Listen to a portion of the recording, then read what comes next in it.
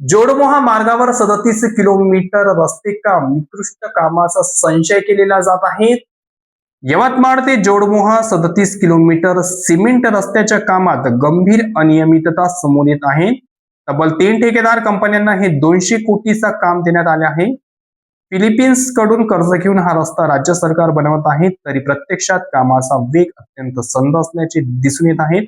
यासाठी नियुक्त करण्यात आलेला प्रोजेक्ट मॅनेजर उंटावर बसून शेड्या हाकलण्याच्या भूमिकेत असल्याची चर्चा सध्या सुरू असून त्यामुळे निर्धारित मुदतीत काम पूर्ण होण्याची शक्यता धूसर झालेली आहे. स्थानिक नागरिकांच्या माहितीनुसार आणि हे काम पाहता अनेक ठिकाणी योग्य प्रकारे क्युरिंग न केल्याने नव्याने टाकलेला सिमेंट रस्ता उकरू लागला आहे.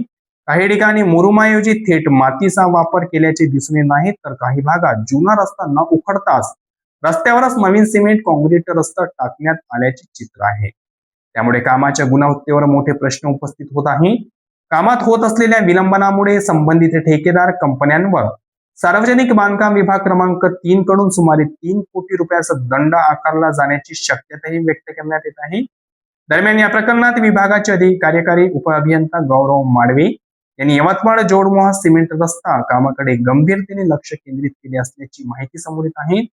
क्वालिटी कंट्रोल वर त्यांनी आपला प्रभावी नियंत्रण मिळवित ठेकेदारांवर निर्धारित वेळेत उत्कृष्ट दर्जाचे काम पूर्ण करण्यासाठी अधिकृत दबाव वाढविला असल्याचे संबंधित कंपन्यांमध्ये हालचाल वाढली आहे. साईटवर वापरले जाणारे साहित्य, डांबराचे प्रमाण, कामाची गुणवत्ता याची तपासणी करण्यासाठी अधिकारी क्वचितच भेट देत असल्याचा आरोप आहे. त्यामुळे ठेकेदार मनमानी पद्धतीने काम करत असून शासनाचा निधी वाया जात असल्याची चर्चा नागरिकांमध्ये सुरू आहे. बांधकाम सुरू असलेल्या रस्त्यावरून उडणाऱ्या धुळीमुळे नागरिकांचे आरोग्यही धोक्यात आलेले आहेत.